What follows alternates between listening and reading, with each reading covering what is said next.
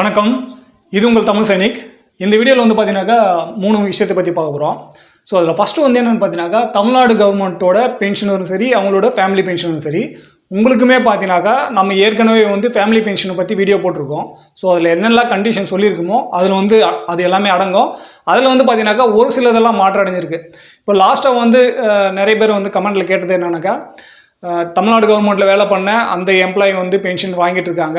அவங்களோட நெக்ஸ்ட் வந்து மனைவியோ இல்லை மகளோ வந்து பென்ஷன் வாங்கும்போது எந்தெந்த கண்டிஷனில் வந்து அவங்களுக்கு எலிஜிபிலிட்டி ஆகும்னு சொல்லிட்டு இது வந்து பார்த்தீங்கன்னாக்கா ஏற்கனவே நம்ம டிஃபென்ஸ் பற்றின பென்ஷன் ரெகுலேஷனில் வந்து சொல்லியிருக்கோம்.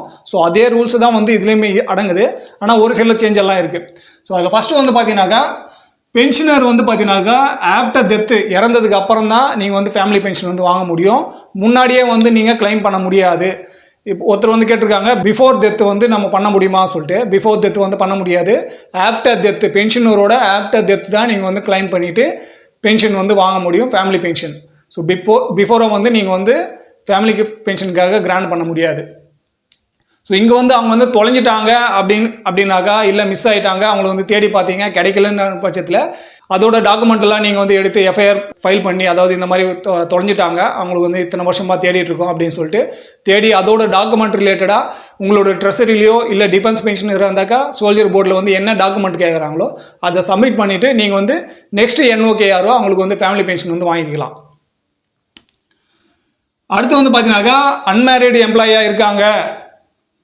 எம்ப்ளாயியாக இருக்காங்கனாக்கா அவங்களோட பெற்றோர்களுக்கு வந்து பார்த்தீங்கன்னாக்கா யாராவது ஒருத்தருக்கு அம்மாவோ இல்லை அப்பாவோ வந்து பார்த்தீங்கன்னாக்கா நீங்கள் கிளைம் பண்ணி பென்ஷன் வந்து வாங்கலாம்.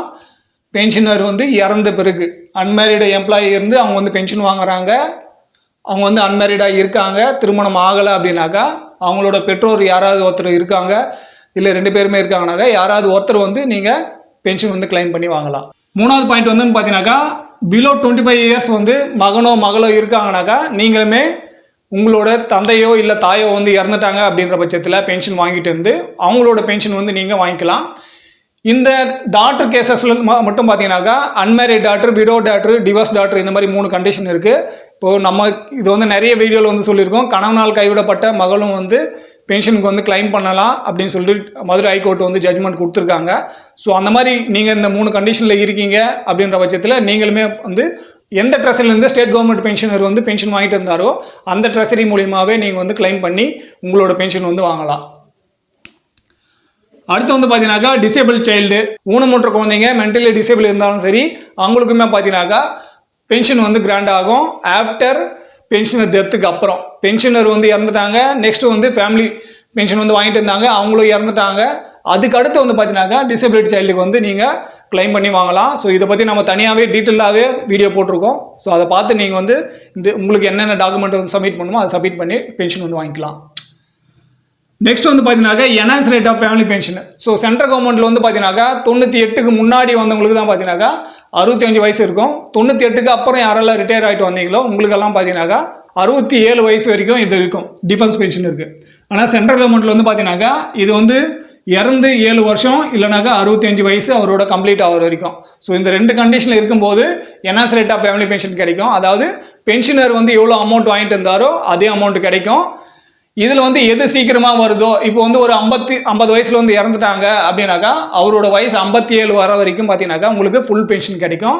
அப்படி இல்லை அவர் வந்து 60 வயசில் வந்து இறந்துட்டாங்க அப்படின்னாக்கா 65 வயசு கம்ப்ளீட் 5 வருஷம் வரைக்கும் உங்களுக்கு அவர் வாங்கிட்டு இருந்தால் ஃபுல் பென்ஷன் வந்து கிடைக்கும். அதுதான் என்ஹான்ஸ் ரேட்டு. அதுக்கப்புறம் பார்த்தீங்கன்னாக்கா உங்களுக்கு normal rate of family pension வந்து கிடைக்கும். ஸோ இது வந்து ஃபேமிலி பென்ஷன் வந்து வாங்குறவங்களுக்கு. ஸோ ஃபேமிலி பென்ஷனுமே வந்து பார்த்தீங்கன்னாக்கா எது வரைக்கும் நீங்கள் மறு திருமணம் பண்ணிக்கலையோ அது வரைக்கும் தான் உங்களுக்கு வந்து ஃபேமிலி பென்ஷன் கிடைக்கும். சைல்டு விடோவாக இருந்தாக்கா நீங்கள் மறு திருமணம் பண்ணுற வரைக்கும், சைல்ட்லெஸ் விடோவாக இருக்கீங்க அப்படின்ற பட்சத்தில் உங்களோட வருமானம் வந்து ஒரு குறிப்பிட்ட தொகைக்கு உள்ளே இருக்கிற வரைக்கும் உங்களுக்கு வந்து சைல்ட்லெஸ் விடோவுக்கான பென்ஷன் வந்து வாங்கலாம் டிஃபென்ஸில். ஆனால் ஸ்டேட் கவர்மெண்ட்டில் சைல்ட்லெஸ் விடோவுக்கான பென்ஷன் வந்து இங்கே மென்ஷன் பண்ணல. ஸோ அந்த மாதிரி யாராவது வாங்கிட்டு இருக்கீங்க பட்சத்தில் கீழே கமெண்ட் செக்ஷன் சொல்லுங்கள். யாராவது கேட்குறவங்களுக்கு நம்ம டீட்டெயில் ஷேர் பண்ணுறதுக்காக வசதியாக இருக்கும். ஸோ இதை தவிர்த்து வேறு ஏதாவது கண்டிஷனில் ஸ்டேட் கவர்மெண்ட் எம்ப்ளாயும் சரி அவங்களோட ஃபேமிலி பென்ஷனும் சரி வாங்கிட்டு இருக்கீங்கனாக்கா ஸோ அதுவும் நீங்கள் வந்து மென்ஷன் பண்ணலாம். இது வந்து பார்த்தீங்கன்னாக்கா ஓல்டு பென்ஷன் ஸ்கீம் மூலிமா யாரெல்லாம் பென்ஷன் வாங்கிட்டு இருக்கீங்களோ ஸோ அவங்களுக்கு தான் பொருந்தும். இல்லை யாருக்கு பென்ஷன் எலிஜிபிலிட்டி இருக்கோ அவங்களுக்கு தான் பொருந்தும். ஆனால் யாரெல்லாம் பென்ஷன் வாங்கிட்டு இருக்கீங்க இல்லை இப்போ நீங்கள் சர்வீஸில் இருக்கீங்க, உங்களுக்கு வந்து பென்ஷன் எலிஜிபிலிட்டி இருக்குது அப்படின்னாக்கா இந்த கண்டிஷன் வந்து பொருந்தும். ஸோ மற்றவங்களுக்கு வந்து இது பொருந்தாது. ரெண்டாவது பாயிண்ட் வந்து பார்த்தீங்கன்னாக்கா 4% டிஏ வந்து கிரெடிட் ஆயிடுச்சு இன்னைக்கு காலையில், அதாவது 19ஆம் தேதி காலையில் தான் கிரெடிட் ஆச்சு. ஸோ நம்ம வாட்ஸ்அப்பில் வந்து அப்டேட் பண்ணுறதுக்கு லேட் ஆகிடுச்சு. ஸோ நம்மளுமே வீடியோ வந்து பார்த்தீங்கன்னாக்கா 2 நாளாக வந்து வீடியோ மேக் பண்ணலை. ஸோ உங்களுக்கு கிரெடிட் ஆகிருக்காங்கன்னு சொல்லிட்டு செக் பண்ணிங்க. அதே போல் கிடைச்ச அமௌண்ட்டை வந்து 3 வகுத்து ஒரு மாதத்துக்கான டிஏ வந்து எவ்வளோன்னு சொல்லிட்டு நீங்கள் கணக்கு பண்ணிக்கலாம். அடுத்த மாத பென்ஷன், அதாவது ஏப்ரல் மாத பென்ஷன் கிரெடிட் ஆகும்போது என்ன அமௌண்ட்டு 3 வகுத்து வருதோ அந்த அமௌண்ட்டை வந்து சேர்ந்து வருதான்னு சொல்லிட்டு நீங்கள் செக் பண்ணிக்கங்க.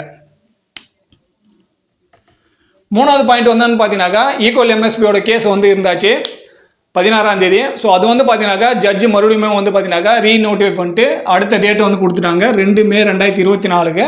ஸோ அதோட டைமிங் வந்து பார்த்தீங்கன்னாக்கா ஈவினிங்கு 3:30 மணிக்கு. ஸோ இந்த ஈக்குவல் எம்எஸ்பியோட கேஸ் வந்து இன்னும் எவ்வளோ நாள் போகும்னு தெரியல. எப்படியெல்லாம் அப்டேட் ஆகுதோ அந்த அப்டேட்டை முடிஞ்ச அளவுக்கு நம்ம வந்து சீக்கிரமாகவும் அதே போல் இந்த மாதிரி ப்ரூஃபோடு நம்ம வந்து சொல்கிறதுக்காக ட்ரை பண்ணலாம். லேட் ஆனாலும் நம்ம வந்து பார்த்தீங்கன்னாக்கா ப்ரூஃபோடு சொல்லலாம் தான் ட்ரை பண்ணுறோம். ஸோ அதனால் ஒரு சில விஷயம்லாம் லேட் ஆகலாம். அதே போல் பார்த்தீங்கன்னாக்கா நான் வந்து ஆஸ் ஏ பென்ஷனராக நான் என்ன தெரிஞ்சுக்கிறேனோ இல்லை எனக்கு என்ன தெரியுமோ அதை தான் நான் வந்து உங்களுக்கு ஷேர் பண்ணுறேன். ஸோ மற்றபடி நானுமே பார்த்தீங்கன்னாக்கா சர்வீஸில் இருக்கும்போது பென்ஷன் பற்றியோ இல்லை பென்ஷனர் பற்றியோ எனக்கு வந்து யோசிக்கிறதுக்கோ இல்லை தெரிஞ்சுக்கிறதுக்கோ வந்து அங்கே வந்து டைமும் இல்லை. அதே போல் அங்கே வந்து தேவையில்லாத ஒன்றா இருந்தாச்சு. எப்போ நான் வந்து பென்ஷனர் ஆகும்போது எனக்கு என்ன தெரியணுமோ, ஆஸ் ஏ பென்ஷனராக எனக்கு என்ன தெரியணுமோ, நான் என்ன தெரிஞ்சுக்கணும் அதுதான் நான் வந்து உங்களுக்கு ஷேர் பண்ணுறேன். அதே மாதிரி உங்களுக்கு என்ன தெரியுமோ இல்லை உங்களுக்கு என்ன தெரிஞ்சிருக்கோ, நீங்கள் என்ன வந்து அனுபவிச்சுட்டு இருக்கீங்களோ, ஸோ அது வந்து என்கிட்ட ஷேர் பண்ணும்போது தான் அதை பற்றின டேட்டா எடுத்து நான் வந்து படிக்க முடியும். அதே போல் நீங்கள் சொல்கிற ஒவ்வொரு விஷயமும் அது மூலிமா நான் வந்து என்ன கற்றுக்கணும் அதை வந்து நான் இந்த மாதிரி வீடியோ மூலிமா ஷேர் பண்ணுறேன். மற்றபடி இங்கே வந்து கமெண்ட்டில் வந்து நீங்கள் சொல்கிறீங்க தெரிஞ்சுக்கங்க சொல்லிட்டு, ஸோ சரியான டேட்டாவை நீங்கள் கொடுக்கும்போது நான் அதை வந்து தெரிஞ்சுக்கிறதுக்காக ட்ரை பண்ணுறேன். இந்த வீடியோவில் தான் இந்த வீடியோ பற்றின வேறு கருத்து இருக்குது இல்லை சந்தேகம் இருக்குன்ற பட்சத்தில் கீழே கமெண்ட் செக்ஷன் கேளுங்க. அதே போல் ஃபஸ்ட் டைம் நம்ம சேனல் பார்க்குறோங்க, மறக்காம சேனல் சப்ஸ்கிரைப் பண்ணிவிட்டு பக்கத்தில் இருக்க பெல் ஐக்கானை கிளிக் பண்ணிக்கங்க. இதே போல் இன்னொரு வீடியோவில் மீண்டும் சந்திக்கலாம். நன்றி, வணக்கம்.